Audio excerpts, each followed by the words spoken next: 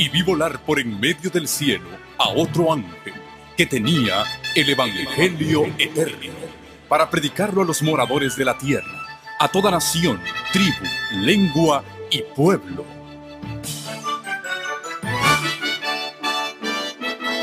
Con ustedes su programa cristiano con temas bíblicos de actualidad. Un programa que trae al mundo la verdad presente. Este es el Evangelio eterno.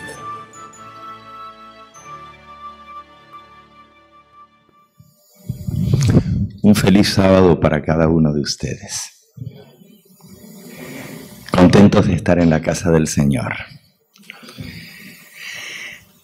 Hemos venido estudiando en estos días juntos la obra de la tercera persona de la deidad, el Espíritu Santo, en relación con la salvación y en relación con el ministerio de Cristo en el santuario celestial.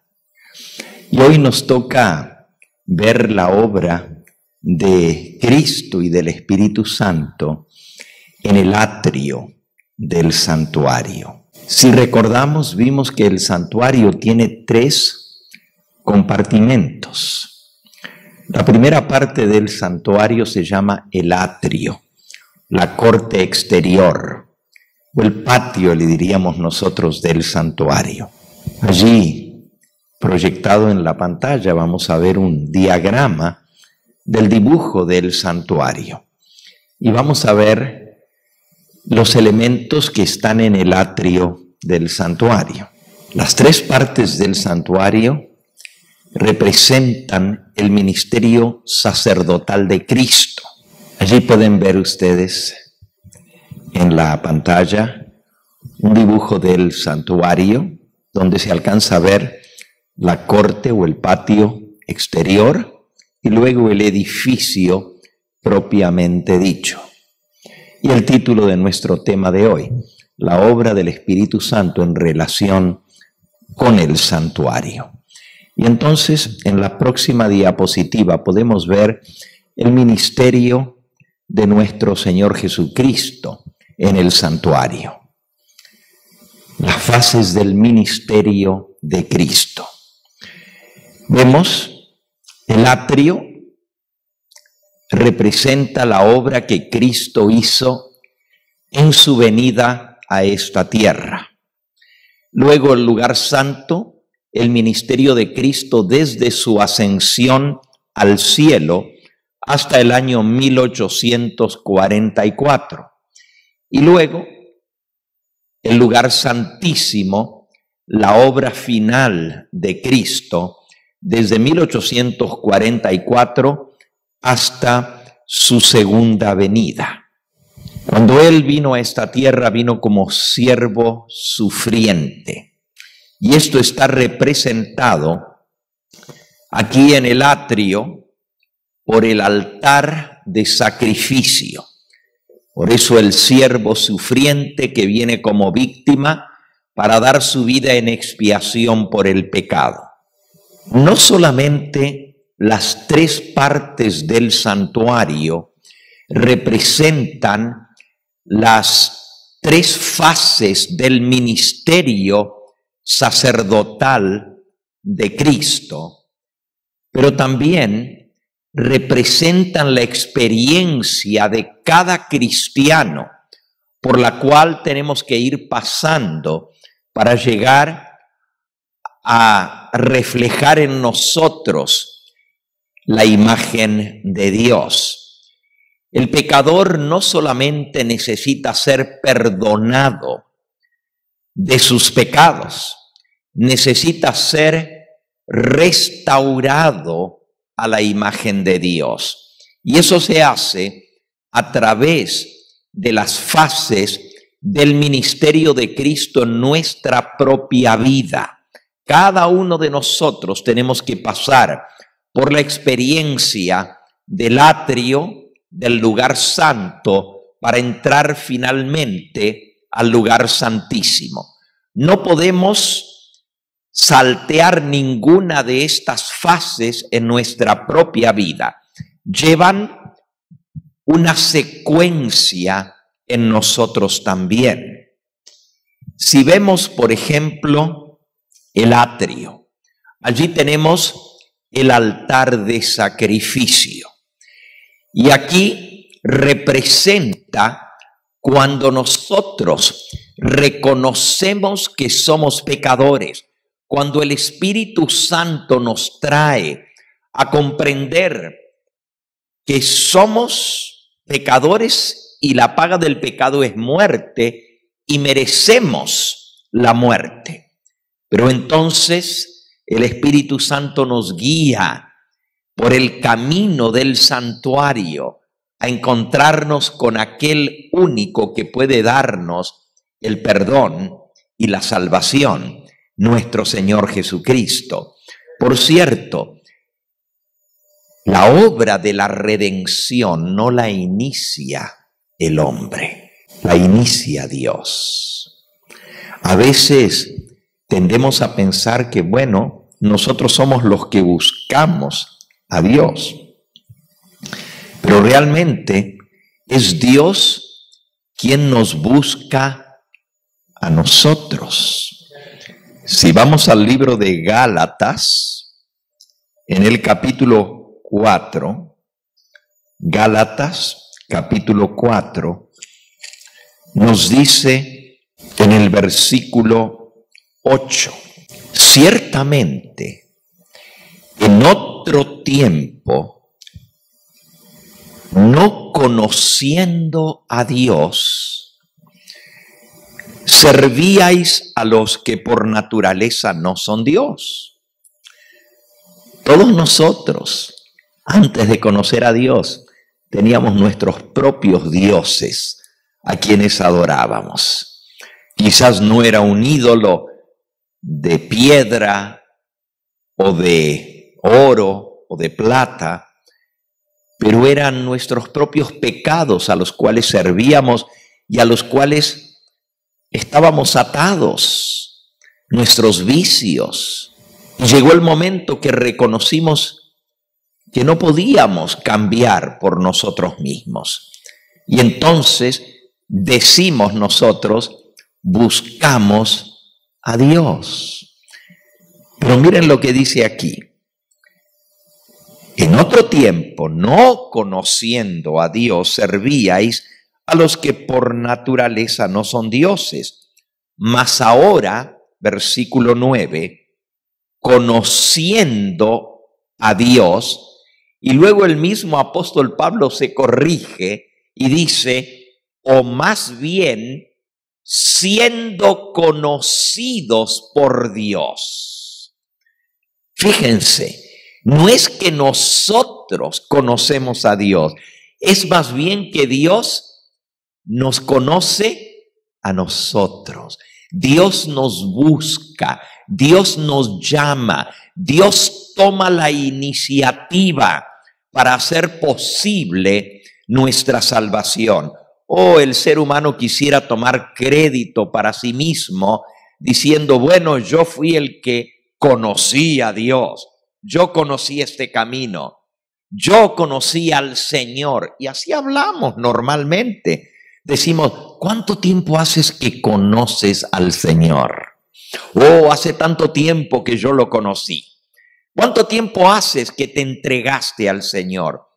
Pero ¿saben que si no fuera porque Dios nos trajera, nosotros ni siquiera hubiéramos venido a Él? El Señor Jesucristo, en el Evangelio según San Juan en el capítulo 6, nos dice en el versículo 44, y estas son palabras mismas del Señor Jesús: ninguno puede venir a mí. Ninguno puede venir a mí si el Padre que me envió, ¿no lo qué? No le trajere. Así que ni siquiera podemos acercarnos a Dios si no fuera porque Dios a través de su Espíritu Santo nos trae, nos llama, nos atrae a sí mismos. A sí mismo. Si vamos al libro de Romanos, el apóstol Pablo lo pone aquí de manera categórica. En Romanos, en el capítulo 5. Romanos capítulo 5. Dice en el versículo 6, porque Cristo, cuando aún éramos débiles, a su tiempo murió por los impíos. Ciertamente apenas morirá alguno por un justo, con todo, pudiera ser que alguno osara morir por el bueno. Mas Dios muestra su amor para con nosotros en que siendo aún pecadores, Cristo murió por nosotros. Versículo 9, mucho más estando ya justificados en su sangre, por él seremos salvos de la ira. Porque si siendo enemigos, versículo 10, si siendo enemigos fuimos reconciliados con Dios por la muerte de su Hijo, mucho más estando reconciliados, seremos salvos por su vida. Ahora quiero que entendamos un poquito estos términos. Aquí dice que todavía nosotros éramos enemigos. Ni pensábamos en venir a Dios. Un enemigo no busca a su enemigo sino para hacerle mal, sino para hacerle daño. Y sin embargo, siendo aún enemigos, ya Dios nos reconcilió por medio de la muerte de Cristo. Eso dice el versículo 10. Porque si siendo enemigos fuimos reconciliados con Dios por la muerte de su Hijo. Ahora, la reconciliación, ¿qué quiere decir? Obviamente, si se necesita una reconciliación, es que primero hubo una separación, una ruptura. No vamos a hablar de reconciliarse si primero no hubo una separación. Y el pecado causó separación entre nosotros y Dios. Pero el que tomó la iniciativa de la reconciliación fue Dios y no nosotros. Noten otra vez el versículo. Porque si siendo enemigos fuimos reconciliados con Dios por la muerte de su Hijo. Es decir, Dios terminó con esa ruptura. Él tomó la iniciativa y Él nos reconcilió consigo mismo. Y usted dice, bueno, pero si yo no quiero estar reconciliado, no va a haber reconciliación. En lo que a Dios se refiere, ya no hay razón de estar separados, porque Él pagó la deuda completa de nuestro pecado. No le debemos nada, estamos a cuentas con Él. Eso es lo que significa estar reconciliados. Ya no le debemos nada a Dios, porque Él tomó la iniciativa entregando a su propio Hijo para pagar la deuda completa de nuestro pecado. Y eso nos hace estar reconciliados con Él. Ahora fíjense lo que dice. Si siendo enemigos fuimos reconciliados con Dios por la muerte de su Hijo, mucho más estando reconciliados seremos salvos por su vida. Usted dice, bueno, pero si ya estamos reconciliados, entonces ya somos salvos. ¿No? Ahí dice que podemos estar reconciliados, pero todavía no ser salvos. Estando ya reconciliados, seremos salvos por su vida. La reconciliación vino por la muerte de Cristo. Noten, fuimos reconciliados con Dios por la muerte de su Hijo. Es decir, cuando Cristo murió en la cruz del Calvario, Él pagó la deuda completa, absoluta, zanjó esa diferencia que había, eliminó la causa de reconciliación, que era el pecado, porque lo pagó, lo saldó por completo. Ya nada le debemos a Dios. Saben, a veces nosotros pensamos o tendemos a sentir que cuando yo le confieso mis pecados a Dios, cuando yo me arrepiento, es cuando Dios me perdona. ¿A poco no creemos así? Así nos han enseñado. Si tú te arrepientes, Dios te perdona. Pero el perdón y reconciliación son la misma cosa. Cuando yo perdono, estoy reconciliado. Nosotros tendemos a pensar que eso viene de nosotros. Yo acepto que hice algo malo. Reconozco mi pecado. Confieso mi pecado a Dios y entonces Él me perdona. Pero resulta que no es así. Todos nosotros ya estamos perdonados. Desde el momento en que Cristo murió en la cruz y saldó la cuenta, se canceló la deuda y Dios perdonó nuestros pecados. Tú dices, pastor, un momento, pero si ya Él nos perdonó, entonces pues no hay que confesarlos, ya estamos perdonados. Entonces, si ya Él nos perdonó,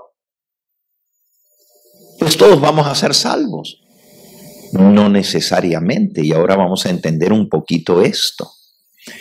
El perdón y la reconciliación son una y la misma cosa, pero nosotros no efectuamos la reconciliación. La reconciliación la efectuó Dios. Él tomó la iniciativa. Él inició el proceso por el cual nosotros podamos estar reconciliados. Es más, Él nos reconcilió por la muerte de su Hijo, siendo enemigos.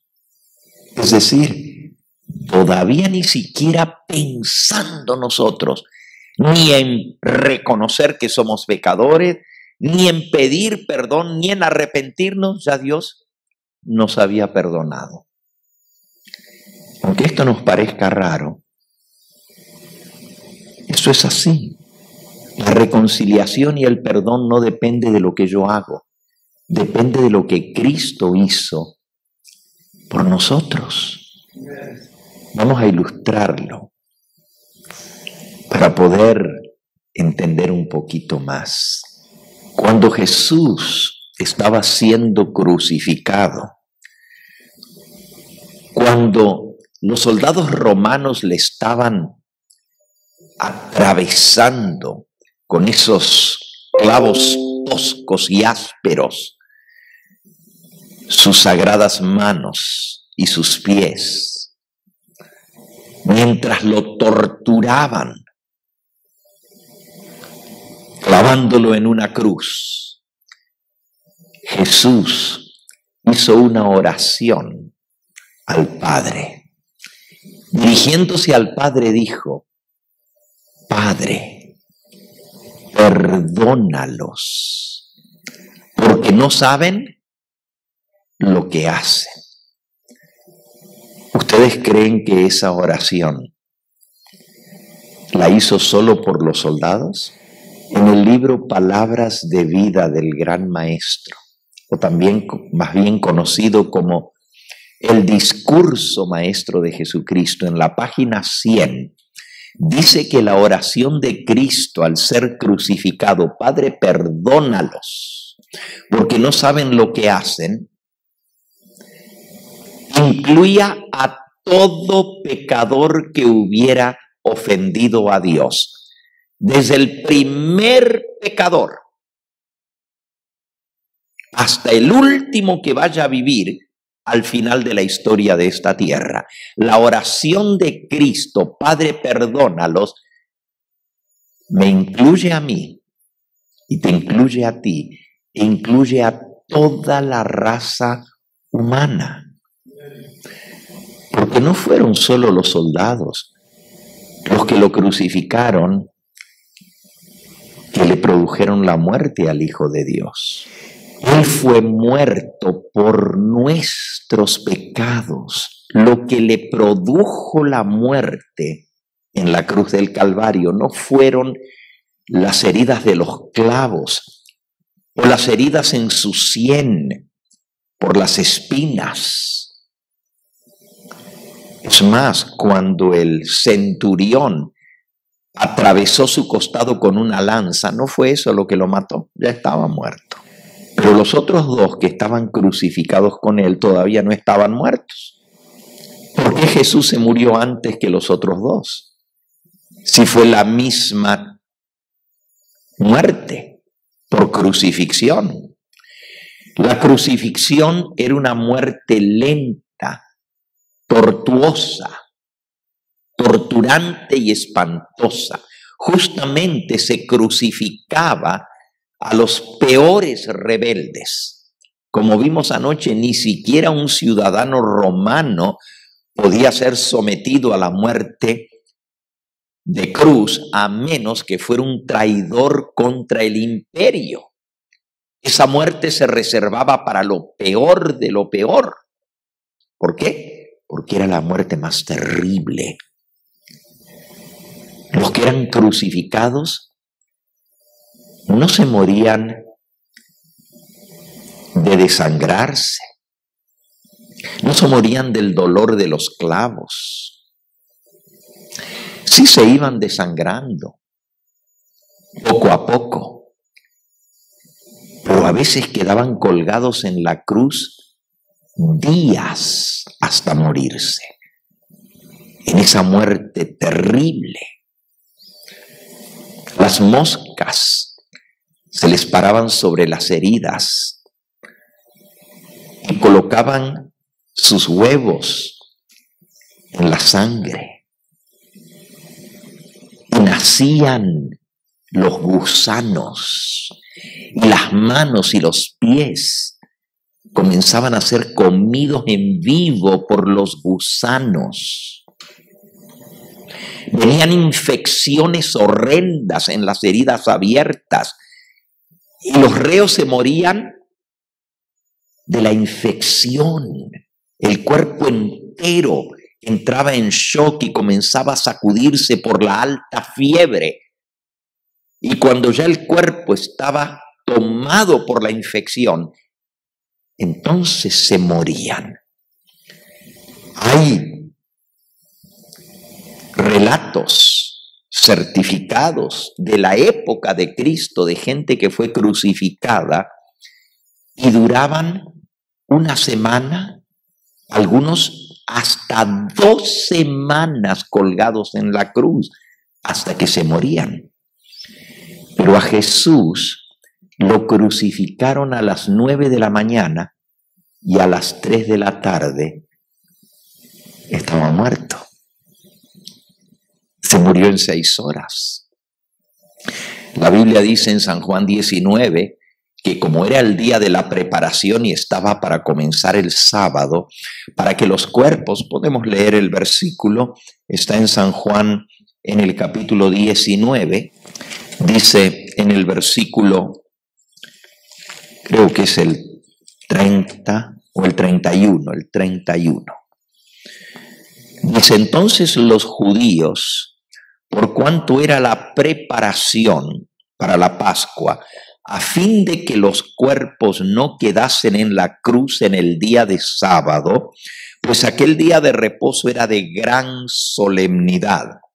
Se le llamaba gran solemnidad cuando coincidía el día de sábado semanal, el reposo, con una fiesta anual. Era doble sábado. Y como el primer día de los panes sin levadura era sábado, y caía en sábado semanal, es decir, en el séptimo día de la semana, era de gran solemnidad, y para que los cuerpos no quedasen en la cruz en aquel día de reposo, pues aquel día de reposo era de gran solemnidad, rogaron a Pilato que se les quebrasen las piernas y fuesen quitados de allí. Vinieron pues los soldados y quebraron las piernas al primero y asimismo al otro que había sido crucificado con él. Mas cuando llegaron a Jesús, como le vieron ya muerto, no le quebraron las piernas. Fíjense, los otros dos estaban vivos todavía y Jesús ya estaba muerto. Y habían sufrido la misma suerte, crucifixión. ¿Por qué Jesús se murió tan rápido? Quebrarle las piernas significaba o la muerte o a lo menos que ya no se podían escapar si bajaban la cruz. Si les quebraban las piernas habiendo acostado la cruz en el suelo, los dejaban clavados, pero para que la escena no se viera desde todas partes, con los cuerpos colgados en la cruz, acostaban la cruz en el suelo y le quebraban las piernas y los dejaban clavados allí. Si les quebraban las piernas después de bajar la cruz, todavía seguían vivos. Y se postraban los soldados romanos y decían: «Salve, rey de los judíos». Y le daban bofetadas, le escupían el rostro. Fue algo terrible. Todo eso está descrito en los evangelios. Luego le taparon los ojos con un pañuelo y tomaban turnos los soldados para darle trompadas en la cara. Lo tenían atado los miserables. No se podían ni tapar los golpes que le daban. Y con los ojos tapados lo golpeaban y le decían: «Profetiza, adivina quién te golpeó, ya que eres el Hijo de Dios». Le escupían el rostro y Jesús no podía ni siquiera quitarse la saliva sucia que le chorreaba por la barba y limpiarse porque lo tenían atado. Todo esto pasó el Señor por nosotros. Le hicieron cargar la cruz. Ni siquiera era la cruz completa. Era el patíbulo. La cruz tenía 2 palos. Por eso se llama cruz, porque son 2 palos cruzados. El que es largo y se pone vertical se llama palus en latín, el idioma de los romanos. Y el otro, patíbulo, palus y patíbulo. Lo que Jesús cargó fue el patíbulo. El otro, nadie lo podía cargar, era un tronco, era como un árbol, no se podía mover. Eso lo tenían en el lugar de la crucifixión, pero le hacían cargar el que cruzaba. Ahora, yo quiero que ustedes sepan que Jesús no era un hombre debilucho. No era un hombre, a veces lo pintan delgado. Los pintores de la Edad Media lo hacen así como estilizado, flaco. Jesús no era una persona débil. La mayor parte de su vida había trabajado en trabajo físico. Era carpintero. Los últimos 3 años de su vida fue predicador y sanador y maestro.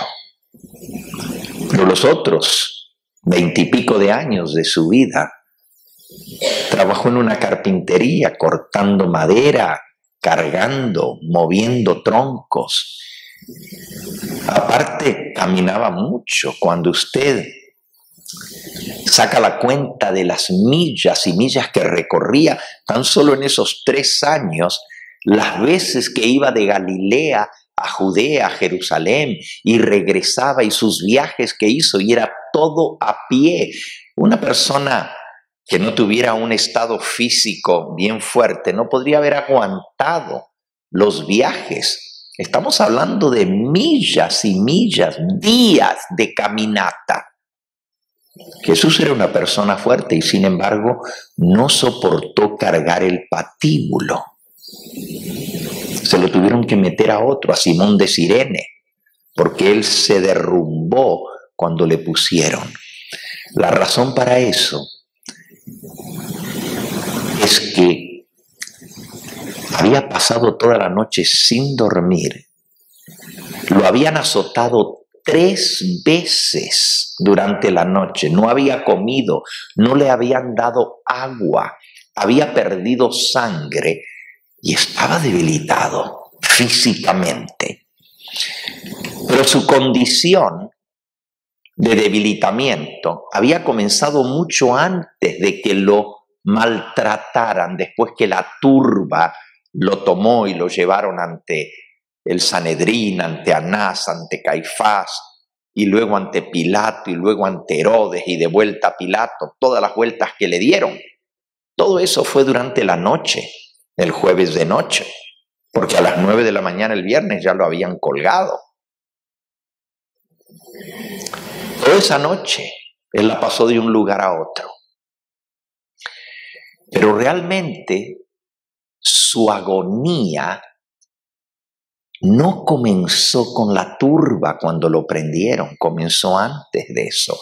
Si ustedes van al Evangelio según San Lucas, y yo estoy explicando todo esto para que entendamos lo que fue el altar de sacrificio, representado en la corte exterior, en el atrio exterior del santuario, el altar. Así como el cordero era inmolado, así Cristo fue inmolado. En el Evangelio según San Lucas, y lo leo de San Lucas porque el Evangelio de Lucas tiene una particularidad. Hay 4 evangelios, los 4 relatan la escena del Getsemaní. Pero Lucas era médico. El que escribió el Evangelio de Lucas se le llama el médico amado, a San Lucas. Y él usa algunas expresiones de la terminología médica, porque siendo médico conocía esa terminología.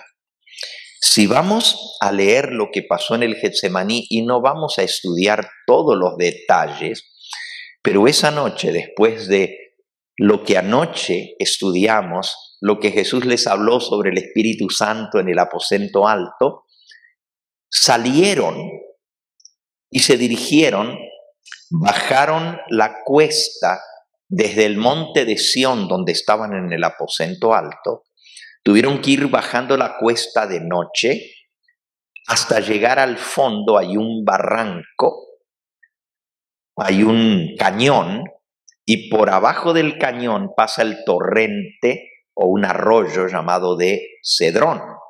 Ese arroyo hay que cruzarlo, y al otro lado del arroyo, al pie del monte que está enfrente, que se llama el Monte de los Olivos, son 2 montes. Uno se llama el Monte de Sión, donde está el templo, y donde está cerca del templo el aposento alto, donde Jesús pasó la última noche y estableció la última cena. Pero al frente está el Monte de los Olivos. Para llegar al monte no hay un puente, hay que bajar el barranco, llegar hasta el fondo, cruzar el puente, y entonces, si quieres subir el monte, pues subir la ladera del monte. Pero al pie del Monte de los Olivos, cruzando el torrente de Cedrón, hay un huerto que se llama el huerto del Getsemaní. Y ese jueves de noche, Jesús se dirigió a ese lugar que él había frecuentado muchas veces era un huerto de olivas. El huerto era muy antiguo. Es más, actualmente el huerto del Getsemaní es pequeño. En aquella época ocupaba mucho más espacio. Ahora pues mide más o menos una media cuadra de largo, es como un jardín. Y dentro de ese huerto de los olivos le construyeron una iglesia que se llama la iglesia del Monte de los Olivos o la iglesia del Getsemaní, ¿verdad? Eso ya siglos después, la madre de Constantino el Grande, que se llamaba Helena, mandó a construir ese templo en ese lugar para recordar el lugar donde Cristo pasó esa última noche antes de ser prendido. Pero cuando Jesús iba a orar allí, porque iba muy a menudo cuando estaba en Jerusalén, era su lugar de retiro. Y a veces pasaba la noche entera en oración en ese lugar. Era un lugar tranquilo, fuera de la ciudad, porque la ciudad tenía un muro y había que salir del muro, bajar el barranco. Por cierto, el barranco es bien hondo. Ustedes se acuerdan que cuando el diablo en la tercera tentación llevó a Jesús al pináculo del templo. El templo está sobre el monte de Sión. Y el pináculo se le llama a una esquina donde el muro hace un doblez, es decir, una esquina. Ese punto se llama el pináculo. Y el diablo lo llevó allá arriba y le dijo, tírate abajo. Es el lugar más alto en todo Jerusalén. Es altísimo. Y tú miras para abajo y ves el barranco allá abajo. Hoy en día, al lado del torrente de Cedrón pasa una carretera. Y cuando usted está mirando desde arriba del muro de Jerusalén, se ven los carritos chiquitos allá abajo, nomás para que se den una idea de lo alto que es el lugar.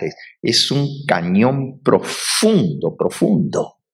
No tan profundo como el cañón del Colorado, pero es un cañón bien grande y eso hay que bajarlo para cruzar el torrente y entonces ir al huerto de las olivas. La gente no iba mucho porque eso estaba fuera del muro, estaba, por así decirlo, fuera de la ciudad. Por eso Jesús escogió ese lugar, porque era un lugar tranquilo, donde nadie lo molestaba. Era un lugar de árboles, había sombra, había tranquilidad y él pasaba muchas noches en oración allí. Y esta vez se dirigió al mismo lugar.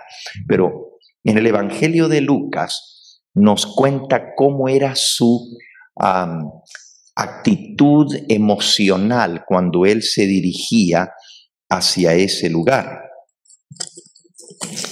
En San Lucas, en el capítulo 22, dice el versículo 39, y saliendo, ahora está saliendo del lugar donde celebraron la Santa Cena, esa noche del jueves por la noche.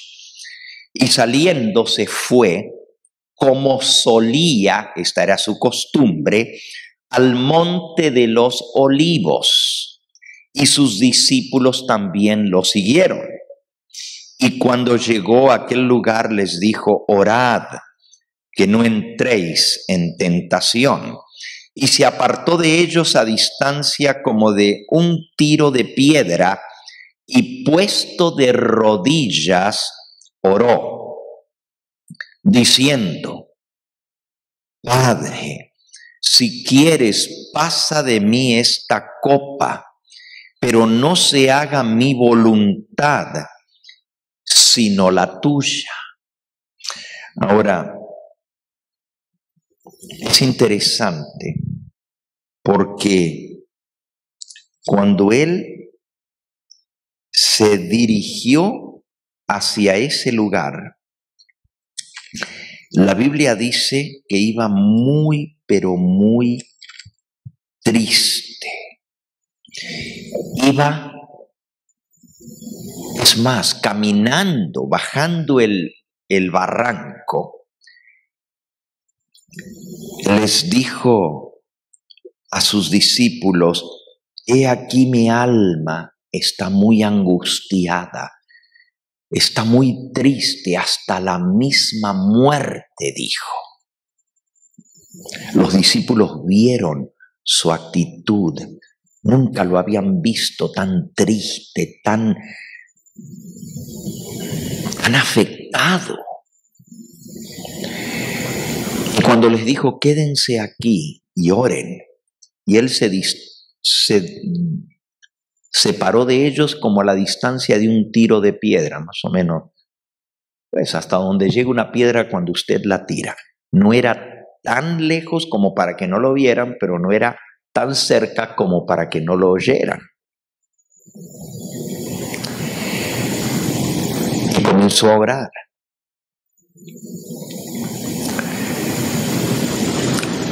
La Biblia dice que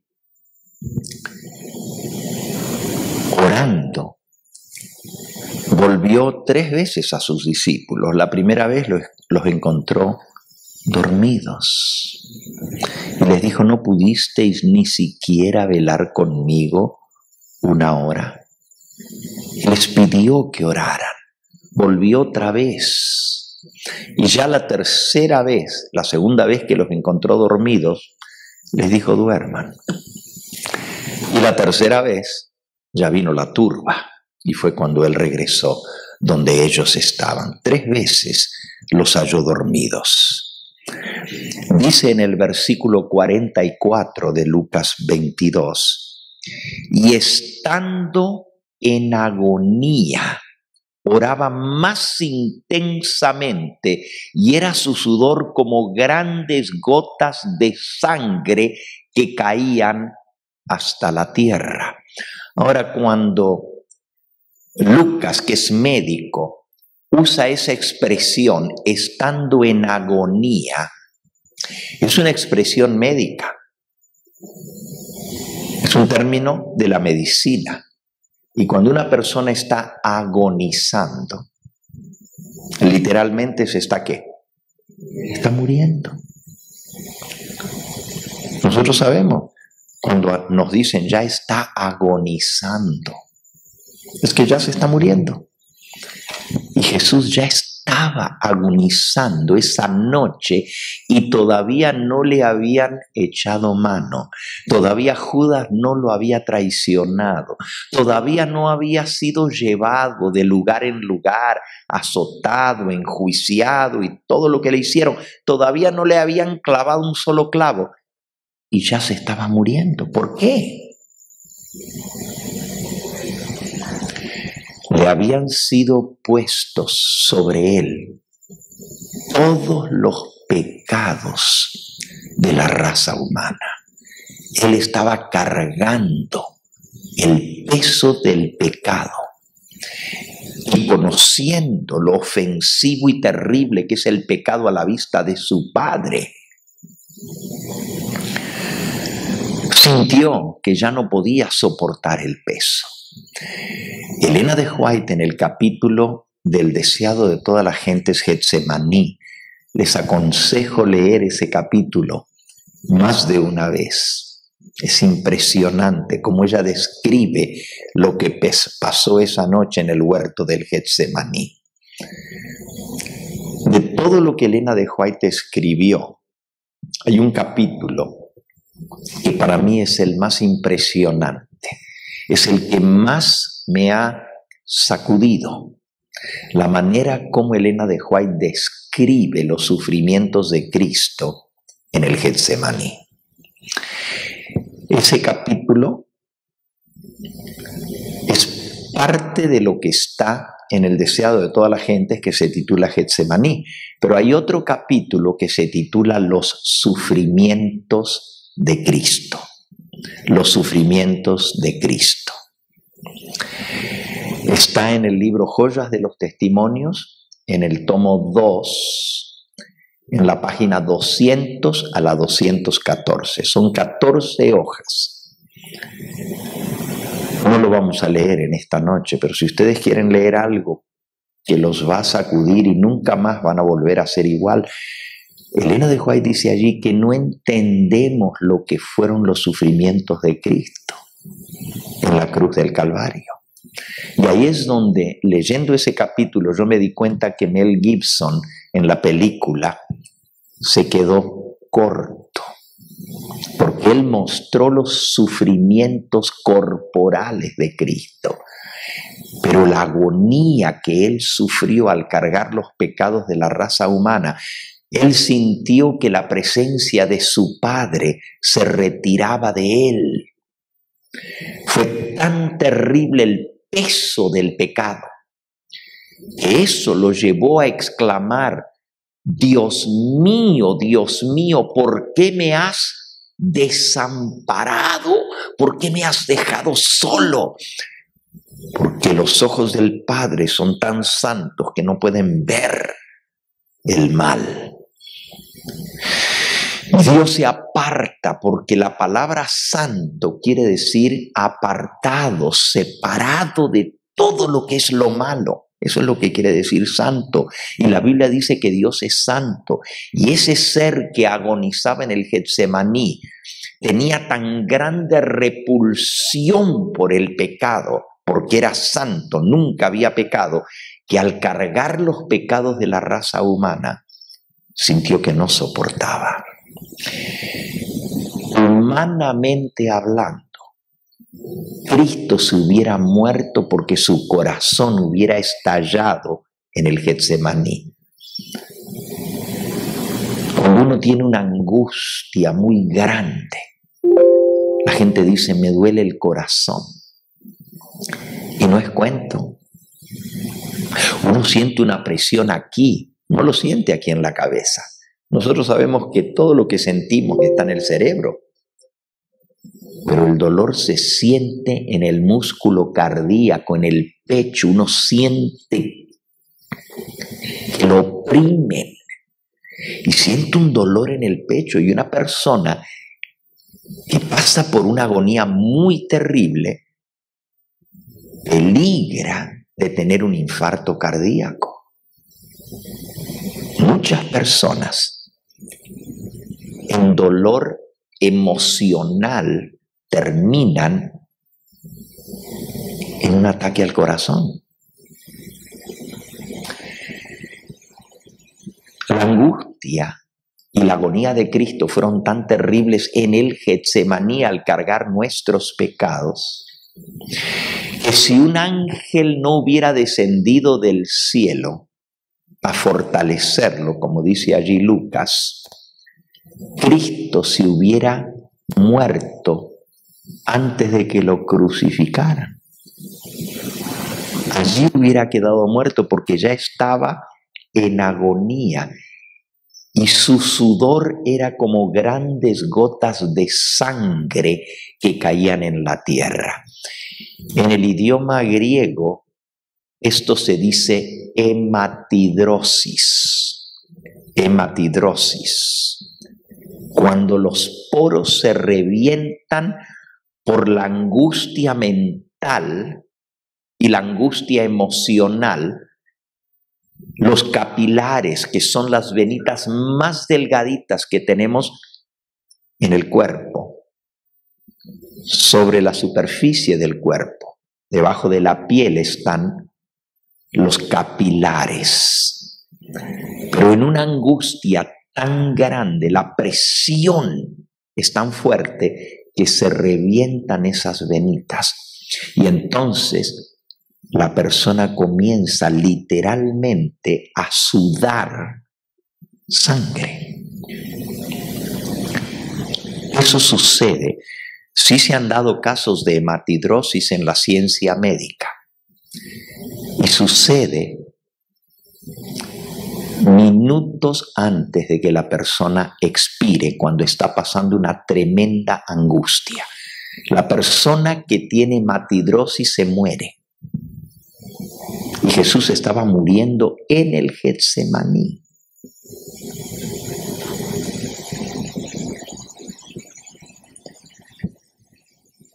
decir, no importa que él hubiera estado sentado en un sillón acolchonado, si hubiera muerto, porque no fue su dolor físico lo que le causó la muerte. No fue la corona de espinas, no fue los golpes y azotes que le dieron, no fue que le atravesaron sus manos y sus pies por los clavos, ya lo vimos. Los otros que fueron crucificados con él y también habían sido azotados como él, estaban vivos, pero él estaba muerto. Lo que le causó la muerte fue el peso de nuestros pecados y el sentimiento de que iba a quedar separado para siempre de su Padre. La angustia mental que le vino sabiendo que el pecado es tan ofensivo a los ojos de Dios, y él estaba cargando ese pecado y pagando el precio del pecado, y él sabía que la paga del pecado es la muerte, que él pensó, bueno, hasta aquí llegué. Mi vida la estoy dando en expiación por el pecado. Cuando él estuvo en el Getsemaní, él dijo, Padre, si es posible, pase de mí esta copa. No era que él no quería morir. Él no quería quedar separado para siempre de su Padre. Por eso gritó en agonía, Dios mío, ¿por qué me has dejado solo? Porque el Padre se apartó de él. Pisé solo el lagar y nadie estuvo conmigo. Cuento todo esto para que entendamos lo que Jesús sufrió, y él realmente murió por nuestros pecados. Fueron nuestros pecados los que le causaron la muerte. Literalmente, Cristo murió porque su corazón se explotó. Y Juan da testimonio de eso, porque él dice que cuando le quebraron las piernas a los otros dos, vinieron a él y encontraron que ya estaba muerto, y el centurión le atravesó el costado con una lanza, y dice que salió agua y sangre. Es otra declaración muy impresionante. Muestra que murió porque su corazón se reventó. Literalmente explotó su músculo cardíaco de la presión de cargar la angustia tan grande sintiéndose separado del Padre. Lo que le causó la muerte a Cristo fueron nuestros pecados. Él cargó nuestra culpa. Entonces, cuando él oró, Padre, perdónalos porque no saben lo que hacen, no se refería solo a los soldados. Él oró por toda la raza humana, por cada pecador que haya vivido desde el comienzo del mundo hasta el fin. Eso lo dice Elena de White en el discurso maestro de Jesucristo en la página 100. La oración de Cristo incluía a todo pecador desde el principio del mundo hasta el último que haya de vivir al final de la historia de esta tierra. Mi pregunta para ustedes es, ¿creen ustedes que Dios respondió la oración de su Hijo? Si Él le pidió al Padre, Padre, perdónalos,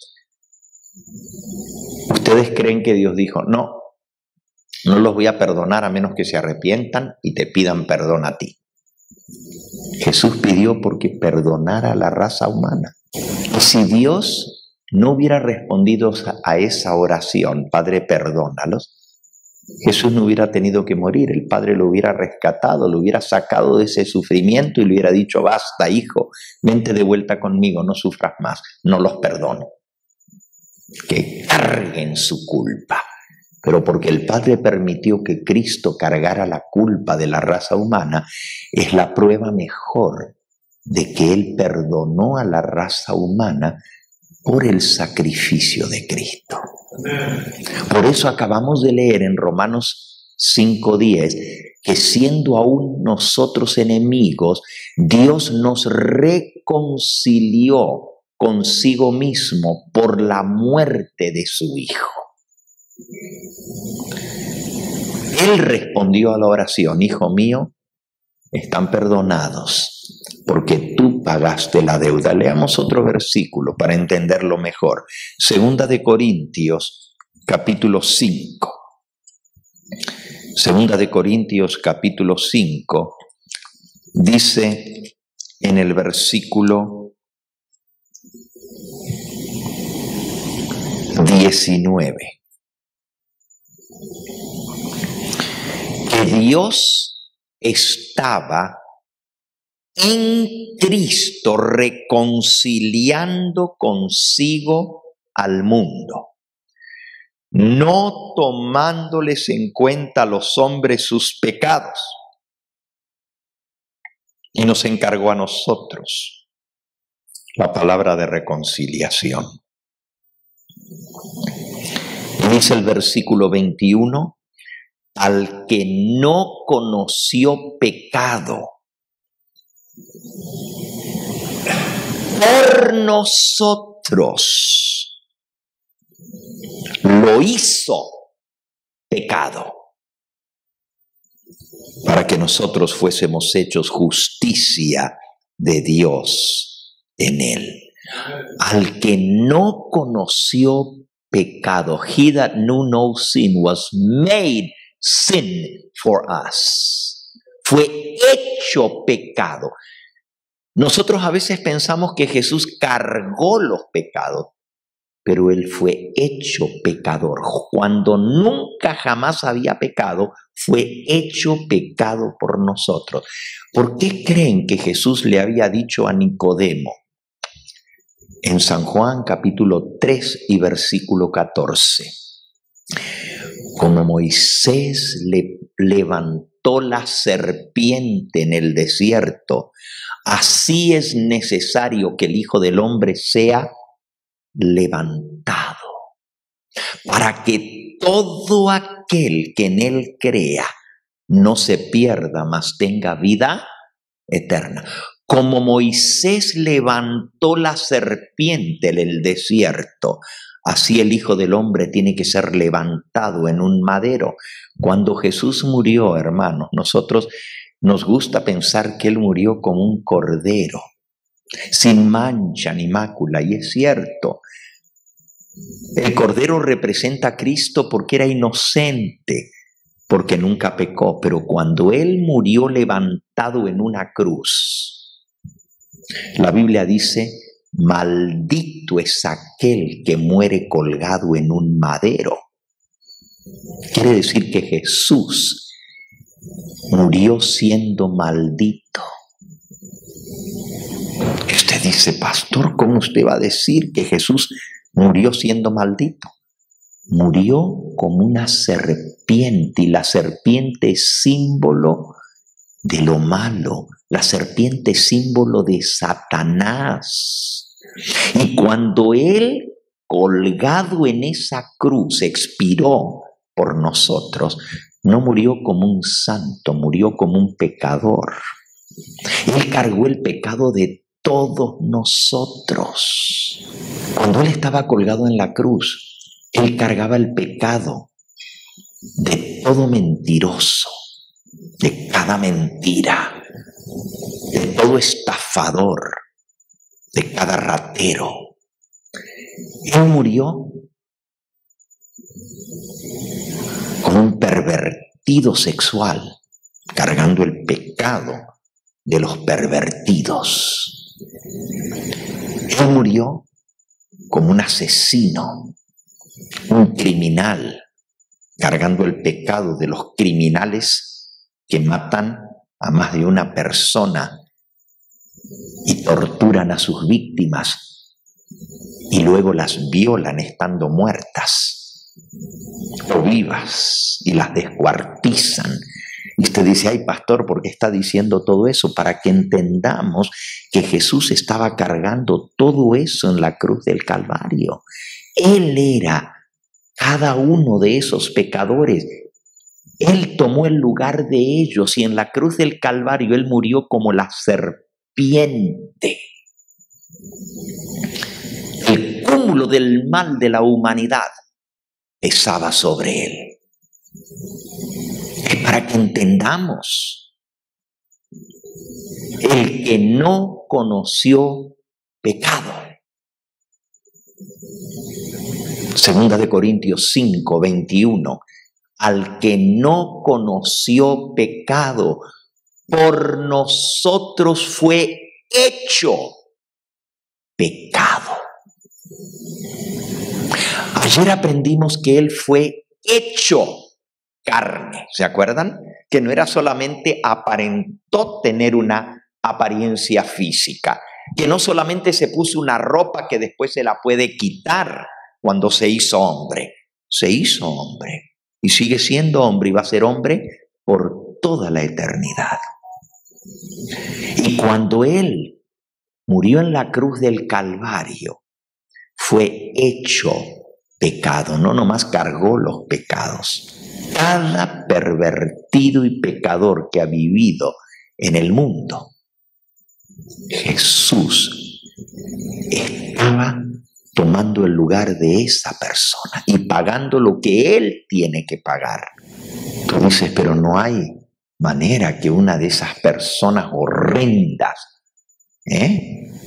como el que disparó y mató a 22 personas en El Paso, Texas, hace unos días atrás, y simplemente disparó a cualquiera y solamente quería matar a los mexicanos porque el odio estaba en su corazón. Jesús cargó esos pecados y Él murió para pagar la deuda por ese hombre. Y usted dice, pero eso no puede ser perdonado. Y Cristo dijo, Padre, perdónalos.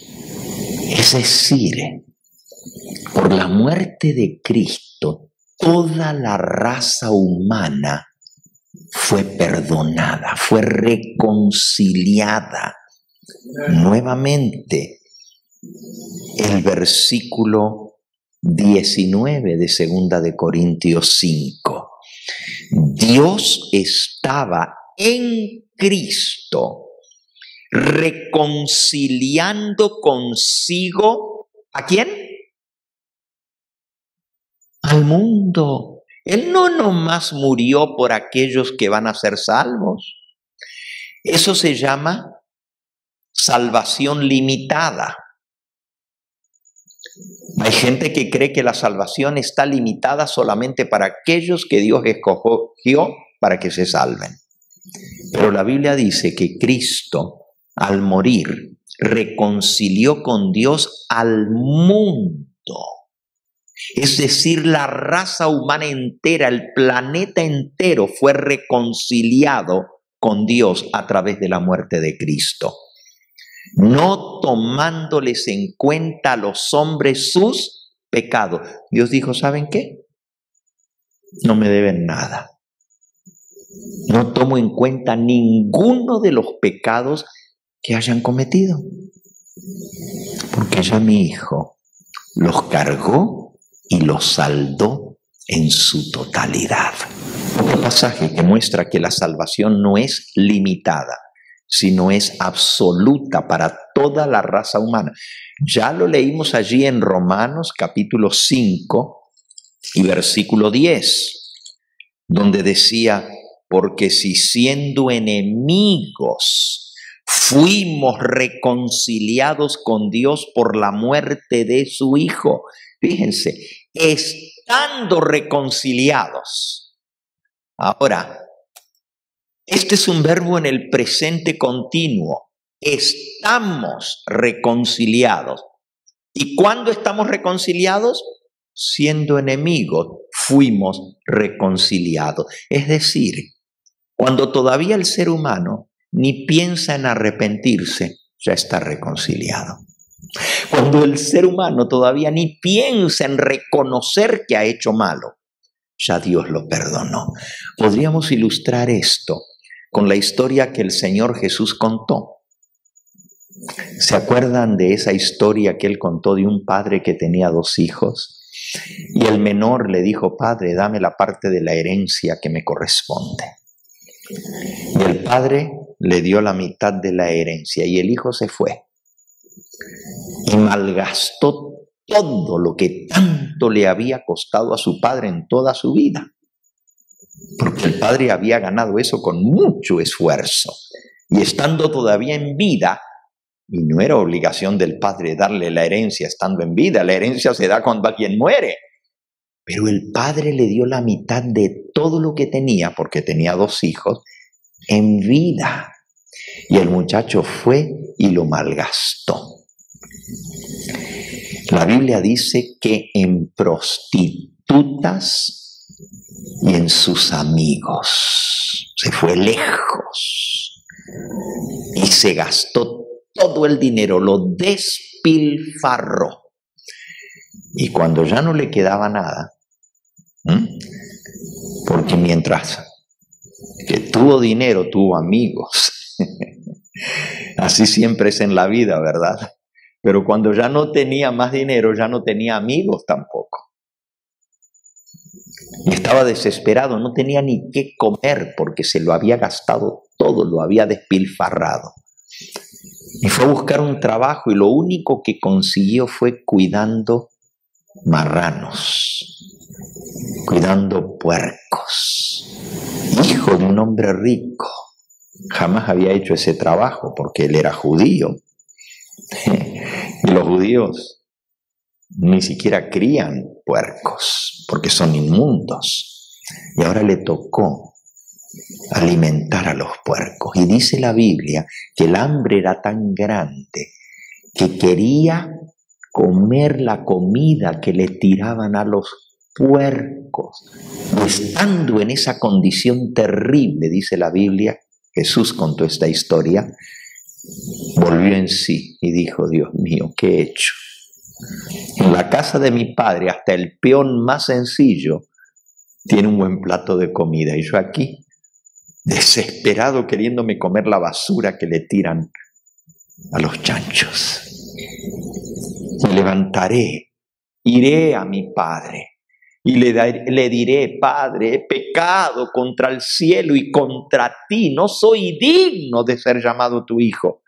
Solamente recíbeme como uno de tus peones, de tus jornaleros. Y la Biblia dice que se levantó y fue. Pero la parte más bonita de la historia es que el padre lo estaba esperando. Y hacía mucho tiempo que lo estaba esperando. Porque cuando un padre sabe que su hijo o su hija está lejos y anda en malos caminos, es cuando más sufre por ese hijo. No es que antes, cuando está en buenos caminos, no lo quiere o no la quiere, lo ama, pero ahora como que su amor se acrecenta y sufre por aquel hijo. Y el padre esperaba a ese hijo, pero no lo esperó ese día solamente. ¿A poco él sabía qué día iba a regresar su hijo? El hecho que el padre lo estaba esperando es que lo estaba esperando todos los días. Lo vio venir desde lejos y salió a su encuentro y se abalanzó y lo abrazó y lo besó. Y el hijo trató de comenzar a decirle la confesión que se había aprendido de memoria de antemano: Padre, he pecado contra el cielo y contra ti, porque ya la había practicado en su mente. ¿Qué decirle al padre? El padre no lo dejó. Es la interrupción más bonita de toda la Biblia. El padre lo interrumpió, no lo dejó terminar su confesión. Lo agarró del cuello y lo besó. Ustedes conocen la historia. Ahora yo les pregunto: ¿cuándo ese padre perdonó a su hijo que había ofendido tan grandemente a su padre, haciendo lo que ese hijo hizo? ¿Cuándo lo perdonó? Cuando el hijo vino y se arrepintió y le pidió perdón, entonces el padre dijo, ¿te perdono, hijo mío? ¿Cuándo lo perdonó? Ya lo había perdonado. Ya lo había perdonado en su corazón. Desde el día en que se fue, ya lo había perdonado. ¿Entendemos la historia? Entonces, si Jesús nos contó esa historia, es que el Padre es nuestro Padre celestial. Y nosotros somos los hijos pródigos que hemos ofendido a nuestro Padre. Pero el Padre celestial ya nos perdonó mucho antes, cuando su Hijo todavía estaba lejos, cuando todavía andaba en malos caminos, más lo amaba, más lo anhelaba, más lo deseaba, más esperaba que ese Hijo regresara. Y su corazón went out to him. El corazón lo buscaba, lo deseaba, porque ya lo había perdonado. Y así Dios nos perdonó a nosotros siendo enemigos. Fuimos reconciliados por Él, por la muerte de su Hijo. Es decir, la salvación no la inicia el hombre. Qué osadía la nuestra decir, tengo 3 años que conocí a Jesús. Jesús te conoció a ti, mi hermano. Él te buscó. Él dijo, nadie, ninguno puede venir a mí si el Padre que me envió no lo trajere. Dale gracias a Dios, que Dios te escogió a ti para ser hijo de redención. Y Él te buscó, Él te llamó, Él te trajo. Y qué ingratos somos después de que el Señor nos ha manifestado tan grande amor, que seamos indiferentes a ese amor. Ingratitud tan grande. Dice Primera de Juan, en el capítulo 2, para que vean que la salvación no es limitada a los que creen. La salvación y el perdón es para todos, para la raza humana, para el mundo entero. Dice Primera de Juan capítulo 2 y versículo 2. Y Él, refiriéndose a Cristo, Él es la propiciación por nuestros pecados, y no solamente por los nuestros, sino también por los de ¿qué? De todo el mundo. ¿Ustedes saben lo que quiere decir propiciación?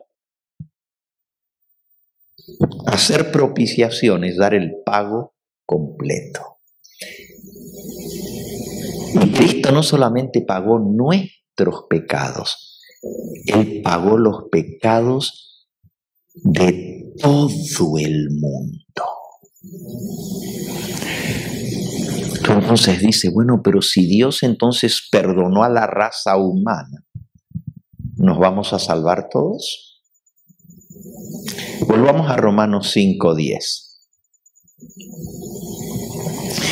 Y si siendo enemigos fuimos reconciliados con Dios por la muerte de su Hijo, mucho más estando reconciliados, fíjense, ya estamos reconciliados por la muerte de Cristo, seremos salvos por su vida.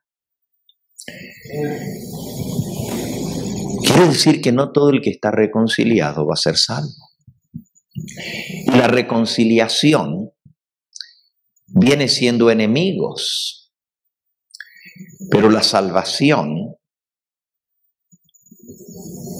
es un paso más allá de la reconciliación. Podemos estar reconciliados y no ser salvos. Y usted dice, ¿cómo puede ser? Ahí está. Si ya estamos reconciliados, ¿cuánto más seremos salvos por la vida? Si por la muerte de Cristo Él nos perdona, por su vida nos salva. El mundo cristiano lo tiene todo equivocado. Si usted le pregunta a cualquier cristiano, inclusive los adventistas, ¿qué hizo posible nuestra salvación? Todos te van a decir la muerte de Cristo. La muerte de Cristo hizo posible el perdón, pero la salvación viene por su vida, no por su muerte. Did you get that? ¿Entendiste lo que dije?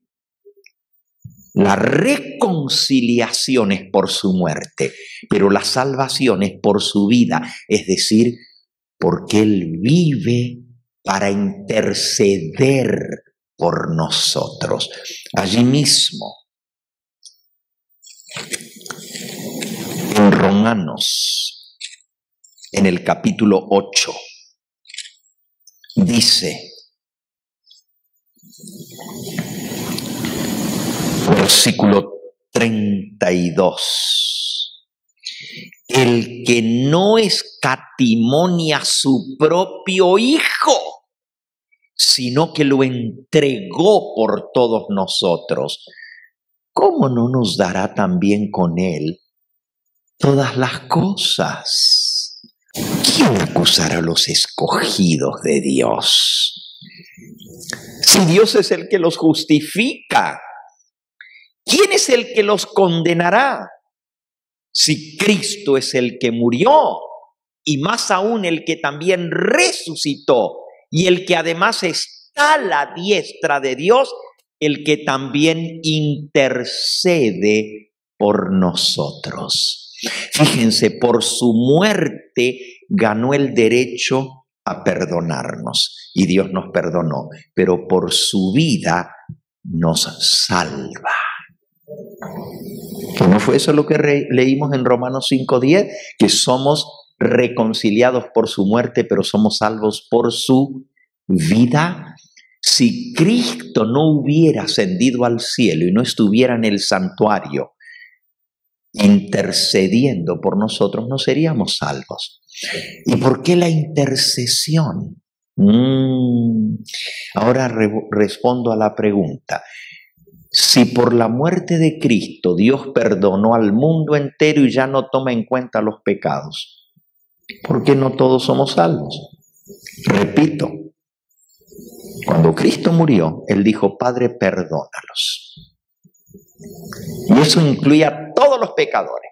Y acabamos de leer que Cristo pagó la deuda, hizo propiciación por todos nuestros pecados, y no solamente por los nuestros, sino por los del mundo entero. Es decir, el mundo entero está reconciliado. Entonces, ¿por qué no todos somos salvos si ya nos perdonó a todos? Porque para Dios el libre albedrío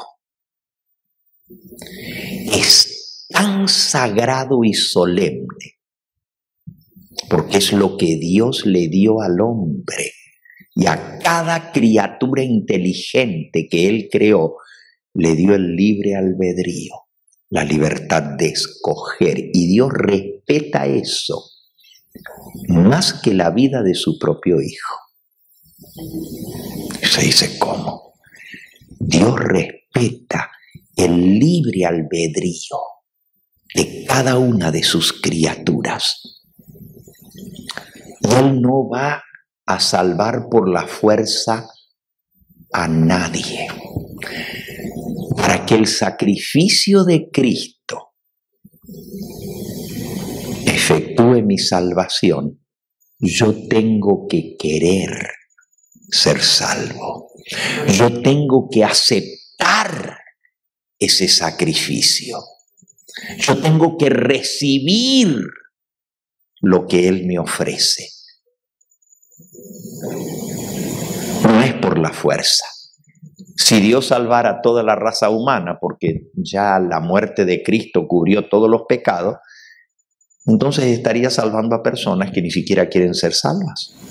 ¿Cómo se sentiría una persona que lo que le gusta es robar, matar y violar, que la lleven al cielo. Sería un infierno para él, porque no puede hacer lo que a él le gusta. A ver, pónganse a pensar. La salvación tiene que anhelarse, tiene que quererse, tiene que aceptarse, porque si yo quiero seguir siendo lo que soy y no quiero ser cambiado por Dios, Dios no me puede cambiar. Por más que Dios quiera, Él respeta mi decisión. Él no va a obligar a nadie a obedecerle por la fuerza. Yo tengo que querer. Ahora, la pregunta es, bueno, ¿y por qué entonces, si yo quiero, sigo pecando? Eso lo vamos a ver mañana al entrar al lugar santo. Pero hoy estamos viendo el perdón, y el perdón es en el atrio. Y en el atrio Dios nos perdona completamente. Pero el atrio, que tiene el altar de sacrificio que representa la muerte de Cristo, también tiene otro mobiliario que se llama el lavacro. Y en el lavacro somos lavados y limpiados del pecado. No solamente somos perdonados por la sangre, pero somos lavados por Cristo. Eso representa el bautismo. Es decir, decía hace un momento que en el esquema del santuario no solamente representa las tres fases del ministerio de Cristo, pero también representa las tres fases de la salvación en nosotros. Tres fases de la salvación.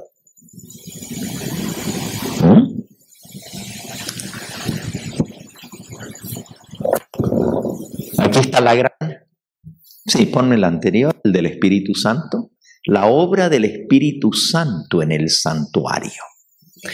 En el atrio, y aquí vamos a ir de derecha a izquierda, simplemente porque así estaba construido el tabernáculo. Porque el hebreo escribe de derecha a izquierda. Nosotros siempre leemos de aquí hacia allá. Pero el tabernáculo está hecho para la mente hebrea y va de derecha a izquierda y no de izquierda a derecha. Entonces el atrio es lo primero la primera parte del santuario.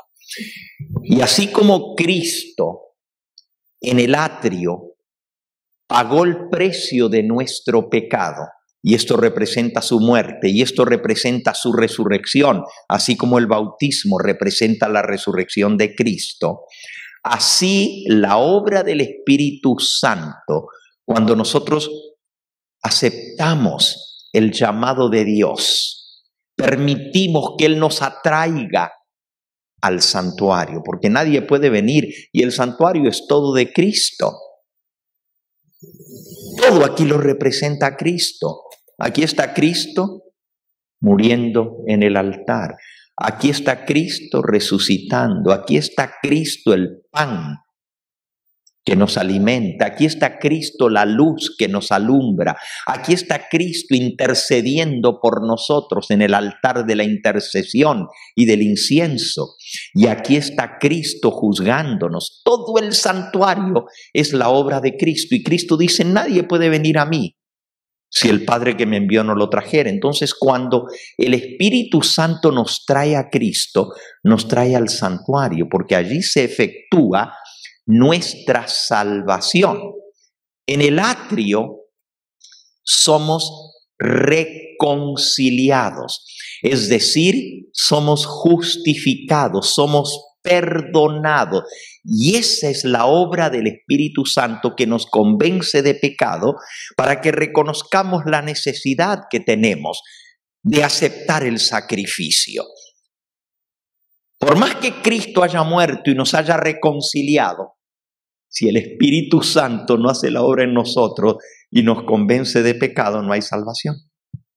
Porque la salvación se efectúa cuando yo recibo el perdón.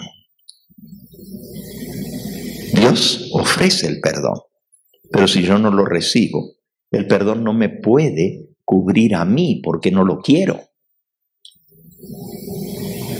Dios me reconcilia, pero si yo no quiero, ustedes lo saben en la vida real.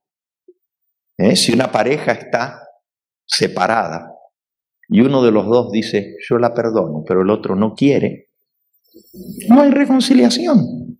Bueno, de parte de uno, yo lo perdono, yo la perdono, pero para que se efectúe la reconciliación completa, la otra persona tiene que aceptar el perdón, y así es con Dios. Y esa es la obra del Espíritu Santo, hacer efectivo en nosotros el perdón. Dios lo ofrece, Él tomó la iniciativa, Él nos reconcilió consigo mismo por la muerte de su Hijo, pero el Espíritu Santo trabaja en nosotros, convenciendo de pecado para que vengamos al santuario y recibamos el perdón que Dios nos ofrece. Entonces, en la obra del cristiano, este es el primer paso: reconocer que somos pecadores. El Espíritu Santo nos convence de pecado y nos lleva a recibir el perdón. Eso se llama la conversión. Cada cristiano, ese es el primer paso que tiene que tomar. La conversión, el aceptar el perdón, aceptar la salvación que Dios le ofrece. Y luego viene el bautismo. Hay cristianos que se quedan en el altar y nunca pasan al lavacro. Es más, hay muchos que creen que lo más importante es que ya Cristo murió por nosotros. La mayoría del mundo evangélico dice, ya fuimos salvos por Cristo, porque Él murió por nosotros. Mentira. Y usted dice, pastor, ¿qué está diciendo? Sí, todo eso de que ya Cristo me salvó porque ya pagó por mí, eso no es cierto. Ya nosotros vimos en esta noche que por su muerte nos reconcilió, pero por su vida nos salva. Sin la intercesión de Cristo no hay salvación. Sin la obra del Espíritu Santo no hay salvación.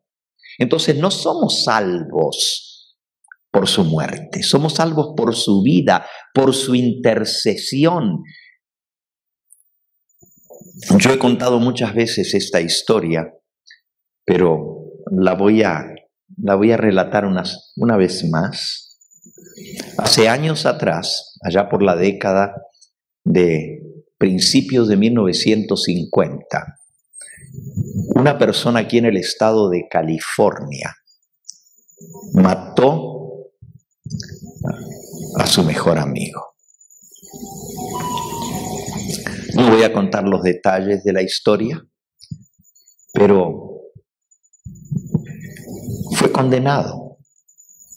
Había testigos que lo vieron cuando lo mató. Y le dieron la pena capital, la silla eléctrica, cuando en esa época existía la silla eléctrica. Este hombre, en un momento de arrebato, había matado a su mejor amigo. Él reconoció. No había manera de escaparse, lo hizo en público. Estaban en un bar cuando lo mató y hubo testigos. Estaba esperando su ejecución en la prisión de San Quintín, en una isla. San Quintín es una isla frente a San Francisco, donde estaba la cárcel para los de pena de muerte. Y para resumirles la historia, mucha gente se interesó en este caso, porque el hombre pues era un padre de familia, tenía 2 hijos, a quien había matado era su mejor amigo, que también tenía hijos. Y mucha gente comenzó a pedir que se le perdone la vida. Escribieron cartas al gobernador de California para que le diera un indulto, y el único que podía darle el indulto era el gobernador. El gobernador comenzó a recibir cartas y cartas y cartas de gente de todas partes, porque esto se hizo público, y las peticiones fueron llenando cajas y canastas en la oficina del gobernador. Tanto así que el gobernador decidió estudiar el caso, y lo que más le impresionó al gobernador fue una carta de la misma esposa del que había sido asesinado, la viuda. Le escribió: señor gobernador, le sorprenderá ver esta carta. Yo soy la viuda del asesinado por fulano de tal. Y le escribo para pedirle que lo perdone y que le deje vivir. Yo sé que él murió, yo sé que él mató al padre de mis hijos. ¿Por qué dejar a otra familia sin padre? Él también tiene padre, él también tiene hijos. Yo lo perdoné. ¿Puede usted perdonarlo? Eso le impresionó al gobernador, que la misma esposa del que había sido asesinado le pidiera por la vida del que había sido en vida de su esposo, su mejor amigo. Y el gobernador decidió darle la carta de indulto. Escribió el perdón, se lo puso en un sobre aquí en su saco y decidió ir personalmente a entregarle la carta del indulto. Había que ir en un barco hasta la isla. Tomó una lancha, llegó allá, le avisaron al reo que tenía visita, que alguien venía a verlo. Y él dijo: no quiero ver a nadie. Le quedaban días para su ejecución. Le dijeron: es muy importante, viene a verte alguien muy importante. El gobernador había dado órdenes que no le dijeran quién era que lo venía a visitar. Y el hombre dijo: no quiero ver a nadie. El gobernador bajó del barco, se dirigió a la prisión, entró y el hombre estaba en death row, esperando su condena en el lugar donde están los reos con pena de muerte. Como venía vestido con traje negro, el reo lo confundió y pensó que era un ministro religioso, un pastor. Y desde su celda, que era la última del pasillo, le gritó al verlo venir: ya dije que no quiero ver a nadie, por favor retírese. El gobernador le dijo: joven, le traigo buenas noticias, las mejores que usted pueda escuchar. Y todavía pensando que era un pastor o un ministro cristiano, le dijo: ya he escuchado bastantes buenas noticias.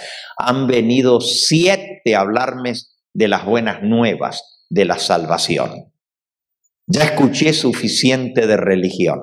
Por favor, retírese.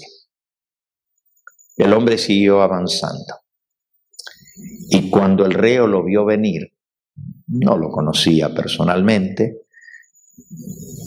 casi lo insulta, le dice: oiga, si no se retira en este momento, llamo al guardia que lo saque. Pero joven, está cometiendo un grave error. ¿Usted sabe quién yo soy? Ni sé ni me importa, váyase. Esta historia es real. Finalmente el gobernador se dio la vuelta y se fue por donde vino. No habían pasado sino unos minutos cuando el carcelero le dijo: ¿qué hiciste? ¿Tú sabes quién era ese hombre? Era el gobernador de California. ¿Y sabes lo que traía con él? Tu carta de perdón para que quedases libre. Cuando el hombre se entera, casi se muere.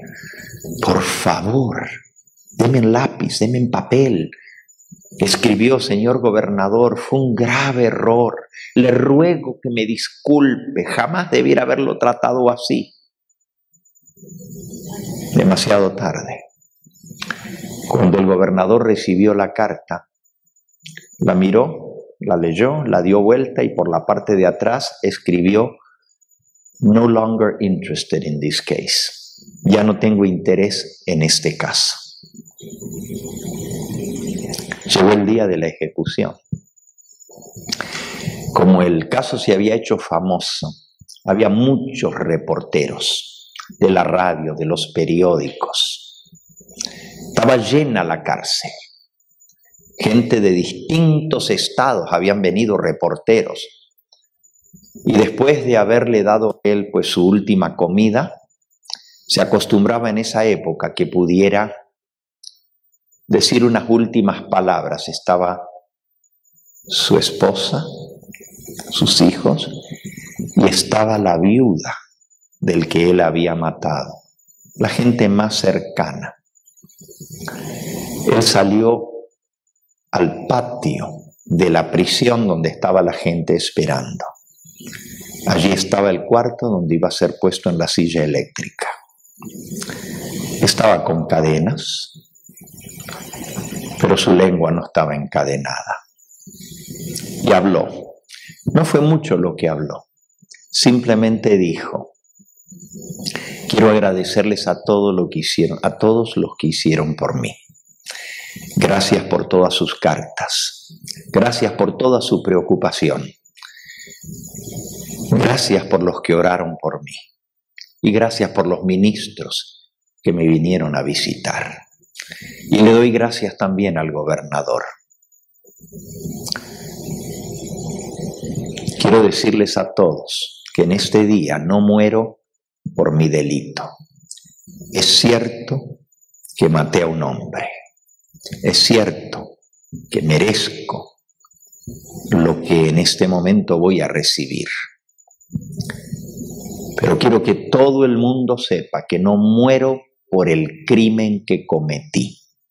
De ese crimen ya había sido perdonado. El gobernador mismo escribió mi carta de perdón. Si hoy muero, pues simplemente porque no quise aceptar el ofrecimiento del perdón. Y esa historia real ilustra muy bien lo que sucede con el pecador que se pierda en el día del juicio. Ninguno de nosotros vamos a morir por los pecados que cometimos. Acabamos de aprender esta noche que todos esos pecados ya fueron pagados, ya fueron saldados. No debemos nada. Ya Dios nos perdonó en Cristo. Si alguno de nosotros nos toca ser echados al lago de fuego y ser condenados, no va a ser por los pecados que cometimos.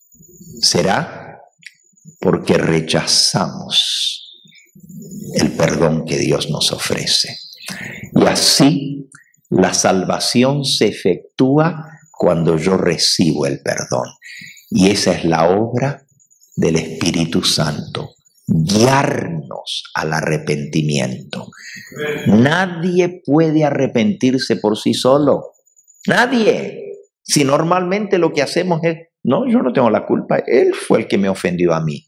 Ella fue la que me hizo el daño a mí. ¿Cómo yo le voy a pedir perdón si yo no hice nada? Así somos los seres humanos. Muy difícil que reconozcamos lo que hemos hecho. Solo el Espíritu Santo nos puede guiar al arrepentimiento. Eso dice Romanos 2:4, que es el Espíritu Santo el que nos guía al arrepentimiento, a aceptar el perdón que Dios nos ofrece. Y yo te invito en esta noche a que medites seriamente en esta obra que el Espíritu Santo quiere hacer en tu corazón y en el mío, convencernos de pecado, llevarnos a aceptar el perdón que Dios ofrece. Hay tanta gente que no quiere escuchar de Dios. Le hablamos, a mí no me hable, yo estoy bien, yo no le hago mal a nadie. Así dice la gente, déjame tranquilo, yo no le hago mal a mi prójimo, yo no necesito de Dios, eso vele a predicar a otro. Yo estoy bien, I'm okay, I don't need religion. Millones de personas hoy en día no quieren saber nada de Dios, a pesar de que Dios ya los perdonó.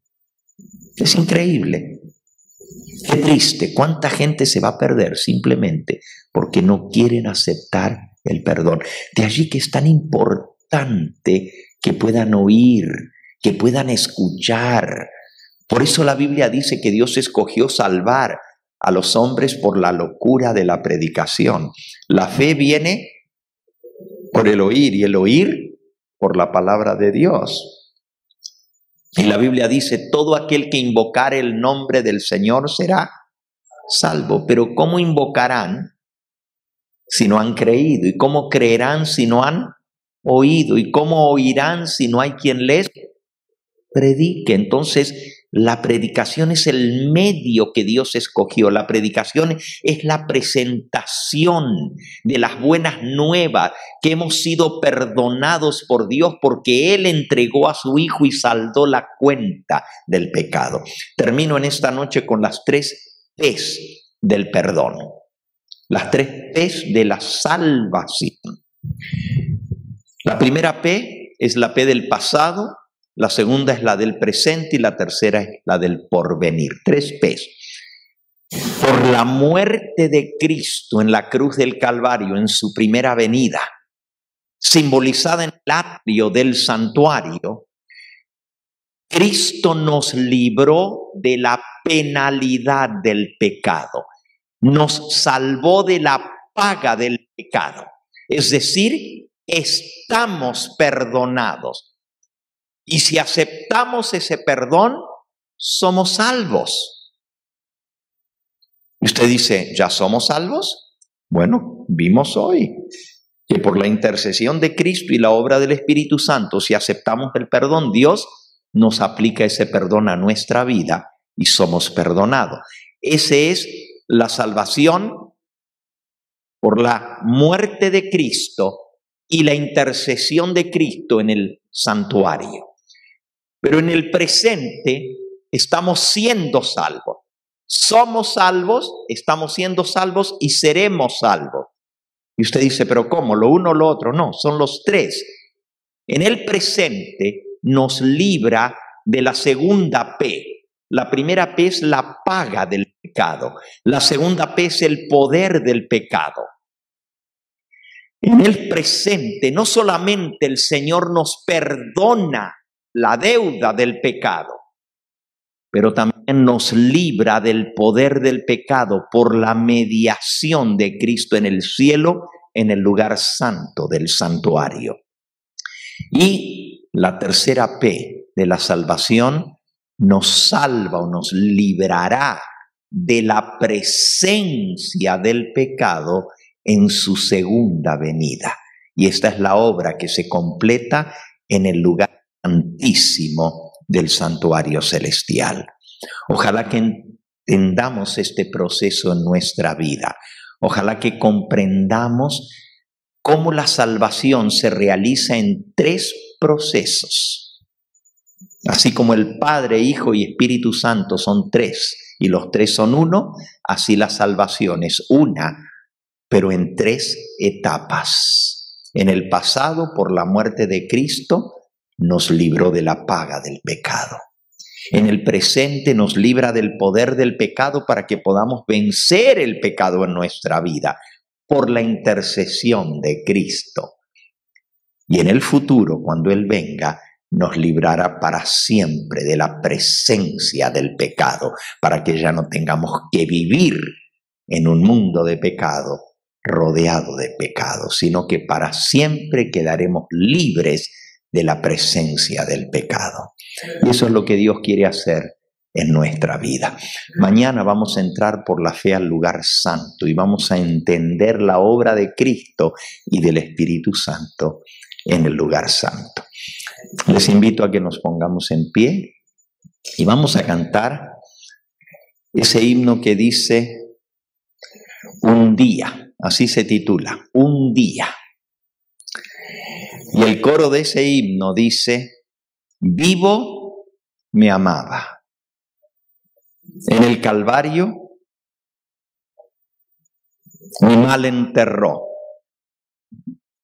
Resucitado es mi justicia y un día Él viene, pues lo prometió. Es el 94. Un día. Una vez más, nuestro corazón ha sido compungido en esta noche al escuchar y al repasar todo lo que tú sufriste e hiciste por nosotros.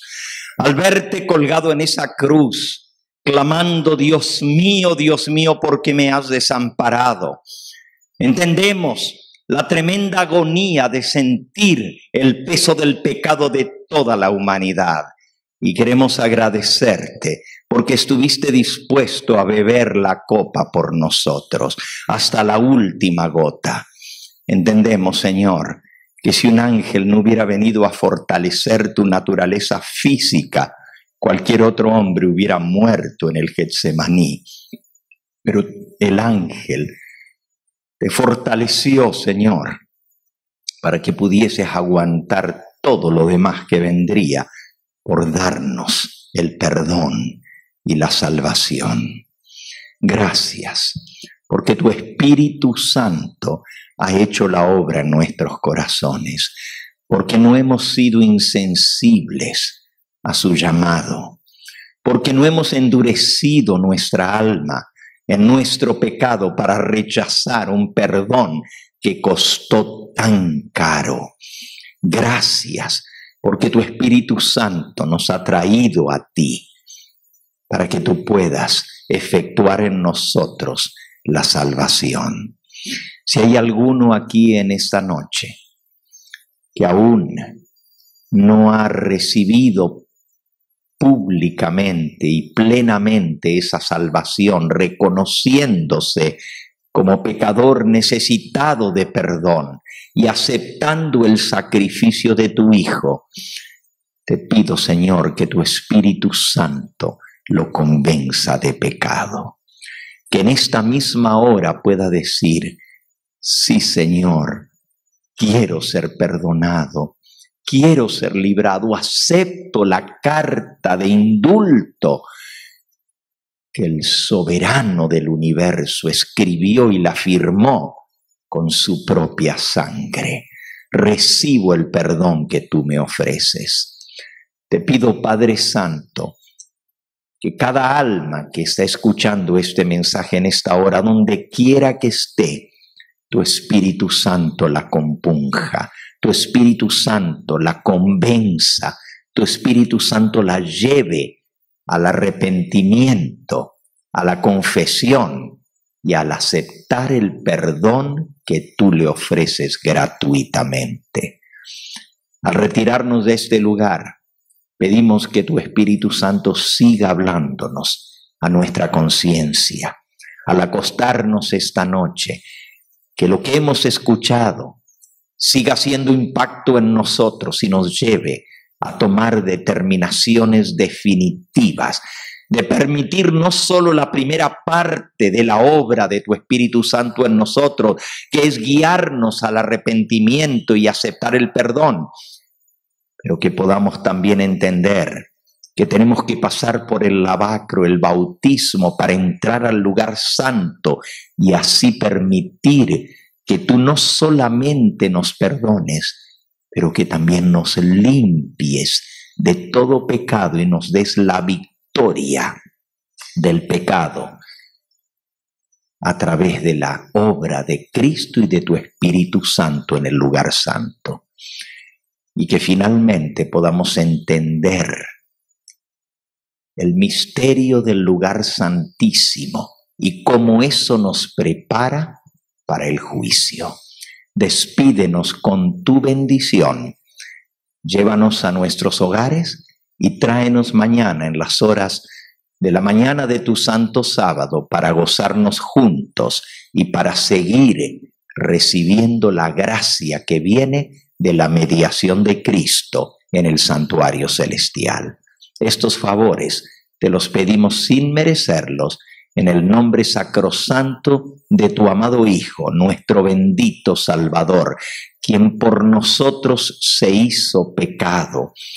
Sin haber jamás cometido un pecado, cargó el pecado de todos nosotros para que por su muerte nosotros pudiéramos ser perdonados, para que por su justicia nosotros pudiéramos ser justificados. Verdaderamente entendemos que Él sufrió lo que nosotros debiéramos sufrir para que nosotros podamos gozar lo que Él merece gozar.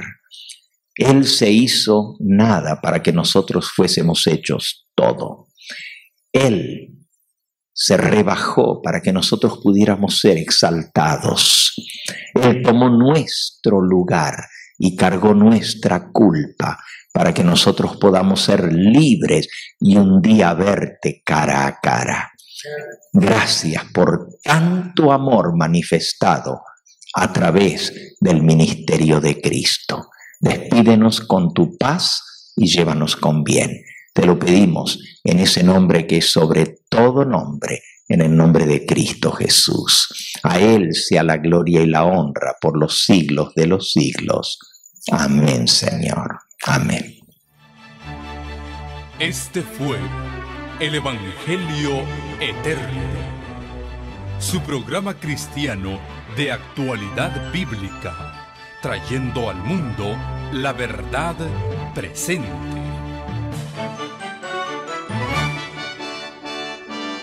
Y vi volar por en medio del cielo a otro ángel que tenía el Evangelio Eterno para predicarlo a los moradores de la tierra, a toda nación, tribu, lengua y pueblo.